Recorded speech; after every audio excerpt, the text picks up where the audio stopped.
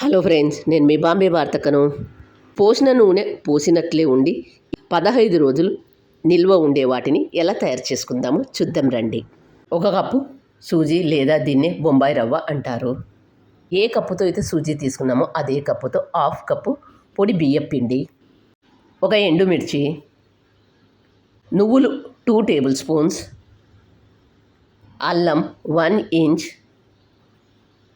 కరివేపాకు కొద్దిగా,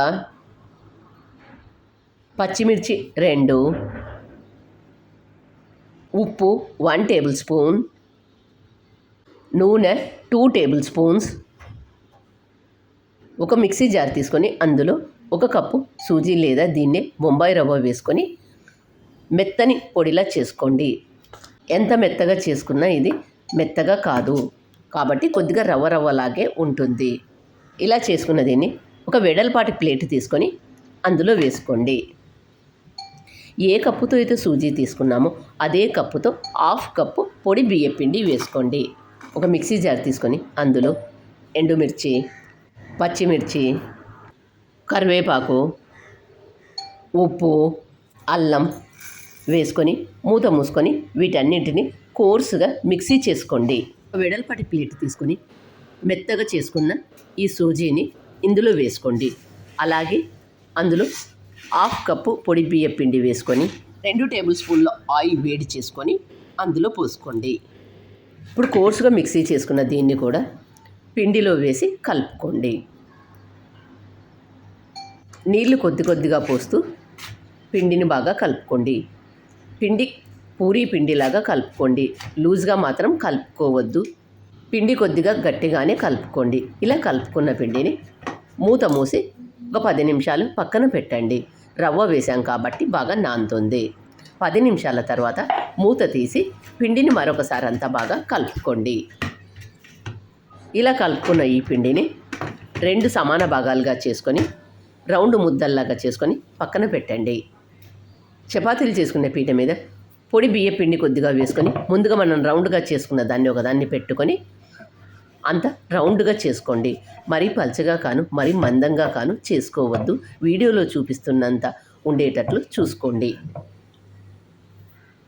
ఇలా చేసుకున్న దీన్ని అంచులను కట్ చేసుకోండి. అంచులు వేస్ట్ కాకుండా మళ్ళీ పిండిలో వేసి కలుపుకోండి. ఇలా స్క్వేర్ షేప్లో కట్ చేసుకున్న వీటిని ఒకసారి పొడవుగా ఒకసారి అడ్డంగా కట్ చేసుకోండి.